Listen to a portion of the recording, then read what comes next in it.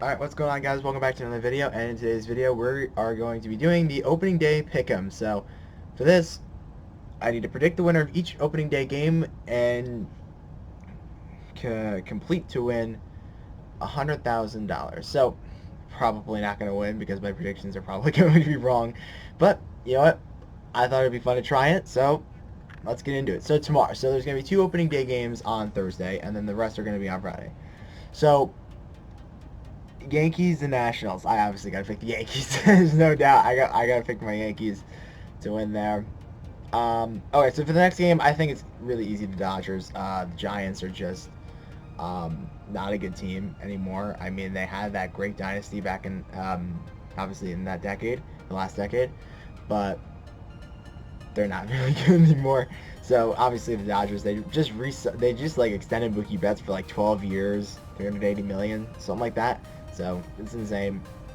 Oh, and why I didn't pick the National? I mean, they're World Series champions, obviously, but I gotta go with my Yankees. Obviously, I can't go against them. So for the next game, the Atlanta Braves and New York Mets. The New York Mets don't have a starter yet. Obviously, Jacob deGrom's been hurt the past couple of days. Noah Syndergaard's out for the year. Stroman's day to day. So I don't know who you go with at this point. Or only two healthy pitchers that I have in mind are Rick Porcello and Michael Wacha. Almost Steven Matz. Steven Matz is another one, but I think I gotta pick the Braves. Mike Soroka's a very good pitcher, and that Braves offense is really scary. Obviously, adding Marcell Ozuna to the mix is gonna make him even more scary to you. So I'm gonna go with the Braves. For the next game, I mean, the Tigers have been killing. If you guys have not seen like the Tigers' defensive plays in the outfield, they're insane. But still, the Tigers are not a good team. So I'm still going to pick the Reds. The Reds are definitely more improved this offseason. They got Nicholas Castellanos and obviously some other guys in that lineup as well. They got Shogo Akiyama as well. Those two in the outfield pretty nasty. I know they just had RSD Zukino like to an alternate site or like moved into an alternate site or something like that, which is crazy, especially since he had like 9 home runs in 14 games, which is insane. But I'm going to go Reds. I think they're a better team than the Tigers. The Tigers are still going to be bad, so I pick the Reds. Next game, Rays, Blue Jays, Hyun-Jin Ryu going for the Blue Jays, and Charlie Morton going for the Rays. This is an interesting one because I don't know, honestly. The Blue Jays are going to be a good team. They got a young core with Bo Bichette, Kevin Biggio, and Vladimir Guerrero Jr. I know I sound like I'm like predicting their season or whatever, but I'm just obviously predicting for this game too. The Rays are a pretty good team too. It's definitely interesting. I don't know what I'm gonna do here for this one. Oh, and I didn't even talk about the Rays. And the Rays obviously had they picked up they did like a bunch of trades. They got rid of Emilio Pagan, which I don't really understand. He was one of your best bullpen arms, and you should trade him away from Manuel Margot, who hasn't really shown he can really play very well. So I mean, maybe he goes to Tampa Bay and he hits very well. I don't know, but just what I'm looking at it now, it didn't seem like a very good trade. But then again, who knows? Manuel Margot could pop off in Tampa Bay.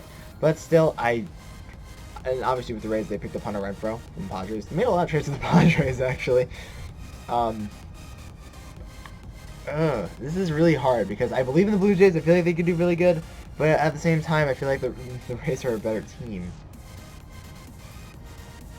I don't know. I'm gonna go back to that one. Whatever. Marlins and Phillies. I'm gonna obviously go with the Phillies here. The Marlins are not as bad as they were last year, but they're still a bad team. So I'm gonna pick the Phillies here. Obviously, Aaron Nola came like second in the Cy Young voting in 2018. He's a very good pitcher. Obviously, last season was a little bit of a step back, but he's still a very good #1 in your rotation. So I'm gonna go Aaron Nola over Sandy Alcantara against the Marlins. For this next one, you got Shane Bieber versus Danny Duffy. I'm going to go the Cleveland Indians here. I know, obviously, with the Kansas City Royals, you got a couple good guys. You got Soler, you got Merrifield out there, obviously. Alex Gordon's a little bit, he's an aging player. But with the Indians, I know your room is about trading Lindor away, but I don't really know where you would go at this point. And you definitely can't go with the Dodgers because the Dodgers are going to take on way too much payroll then. So I obviously think the Indians are going to win. Shane Bieber, All-Star Game MVP. He's a great player. I love watching him pitch. So I'm gonna go with Shane Bieber here.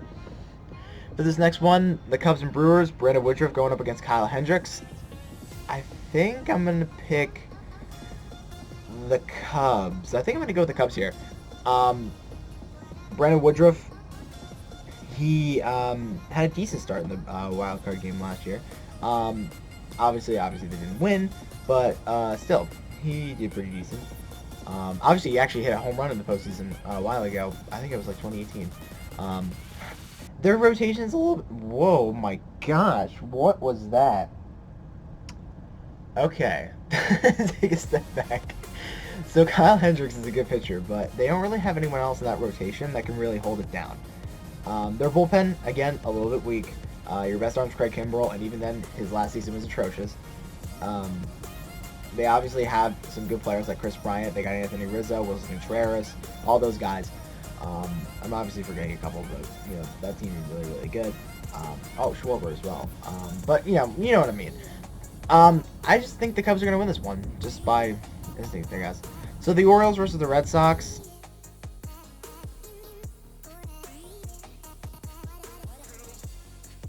So for this one, the Colorado Rockies versus the Texas Rangers. This is an interesting one, actually. I think... Obviously, with the Rockies, you haven't gotten much better, but you also haven't gotten much worse because you guys didn't really do much in the offseason. You guys didn't sign anybody. In fact, I think you signed one guy. So, it's kind of hard to judge the Rockies off. I mean, I guess you can judge them off last season. Germán Marquez is a very good pitcher, and Lance Lynn showed he can actually pitch again last season. He had a very good season. So, this is an interesting one. Again, Arenado, Story. I almost said Carlos Gonzalez. He's on the Mariners. But obviously those guys are really good. David Dahl out there. I think he can have a pretty good season. I think I'm gonna say the Rangers here. They got the Todd father over at third. Todd Frazier's a great guy. And then you obviously got Willie Calhoun in the outfield. I feel like he can perform pretty well. Bringing back Chirinos is interesting. He is getting on the older side, but then again, I guess he's better than Jeff Mathis behind the dish, because Jeff Mathis can't really hit very well. So I think I'm gonna go with the Rangers here. I just think the Rangers are gonna win this. So this is a good matchup here. I'm gonna be watching this one probably if I can find it somewhere. Twins versus the White Sox. Jose Barrios versus Lucas Giolito. Oh man, that White Sox lineup is scary. You got Grandal, you got Eloy Jimenez, you got Luis Robert coming up. Obviously, he hit a home run falling down. So the White Sox have a stacked lineup. They have a lot more guys than that, but I just said, I didn't even mention Jose Abreu, Yohan Moncada, Tim Anderson over the shortstop who won the batting title last year. They have a lot of good guys. Now, for the Minnesota Twins, you also have a lot of good guys on offense. You got Josh Donaldson, who you picked up in the offseason. You got Miguel Sano over there at first now. You moved him over to first since Donaldson's going to be playing third. You got Jorge Polanco at shortstop. You got in the out... you have Kepler in the outfield. You have Rosario in the outfield. You guys have a lot of guys there who can really drive in some runs. And most guys who could probably hit 3 or 4 in your lineup. So... And Jose Barrios is a very good pitcher. I'm gonna go with the Minnesota Twins here. Lucas Giolito is a very good pitcher too. You know what I mean? Like, Lucas Giolito is a great pitcher. Absolutely. I just think Jose Barrios is gonna go out there and I think he's gonna have a great game. Heading out to Houston, Justin Verlander versus Marco Gonzalez. I'm gonna go for the Houston Astros.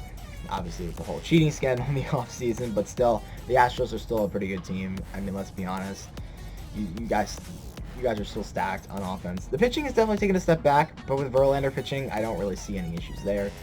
Verlander's always been a pretty good pitcher, and he's kind of had a renaissance on his career and gotten a lot better. Marco Gonzalez, I mean, if we're talking about only the show, I love picking him up in franchise, but in real life, I think he's still a pretty good pitcher, but then again, that Astros lineup is just scary, and Justin Verlander's a great pitcher, so I'm going to go with the Houston Astros. For this next one, the Padres and the Arizona Diamondbacks, Bumgarner versus Chris Paddack. This is going to be another good one that I feel like this can go under the radar, because the Diamondbacks, they shocked some people last season. They did very, very good. The Padres, again. The Padres weren't a very good team last season, but they had those young players that can definitely take a step up and be very, very good. Madison Bumgarner's just insane.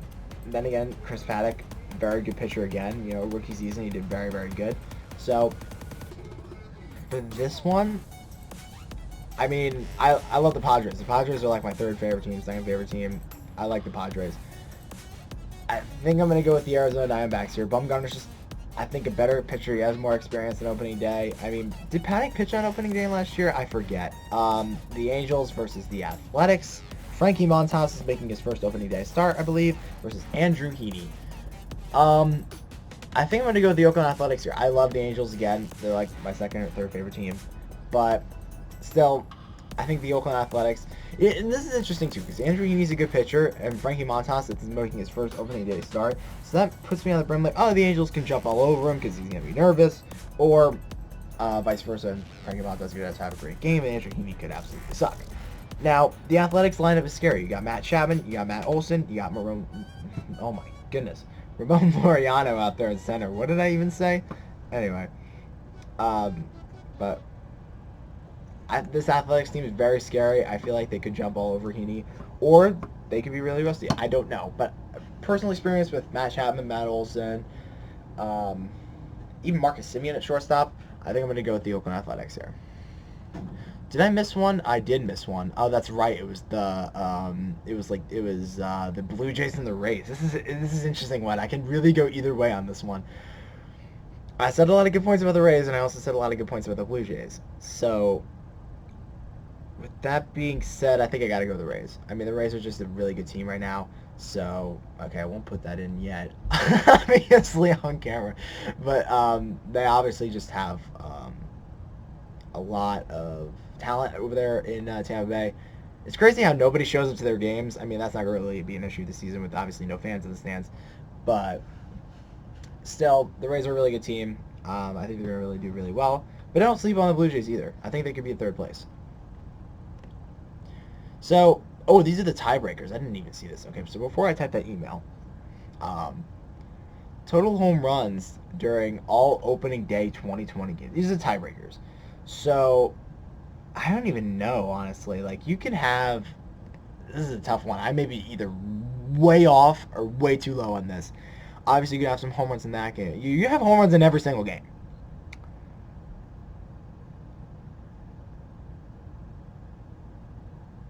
I don't know. Total runs scored? Are you kidding me? There's 15 games. Imagine it's just like 15 runs. No. I'm going to say for total runs, I'm going to go up and say like 52. No, I'm going to go 53. I'm going to go 53 there, and then for total home runs, I'm going to go 39, I guess. I don't know. I could be either way too high or way too low. But that's just, I'm just going to say those. Alright.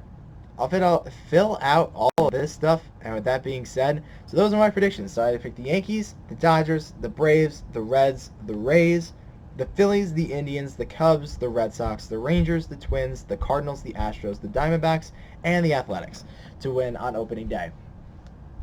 So let me know in the comments below if you disagree with me on any of these picks. I'd love to hear what you have to say, and with that being said, that will end off the video. I'll fill all this stuff out in just a minute, and I'll tell you guys how I do, I guess, in the next video, since tomorrow's opening day. I don't know what I'm going to do for opening day. I'll figure it out tomorrow. Anyway, I'm going to be recording a video tomorrow either way, and I will see you guys on that video tomorrow. Goodbye.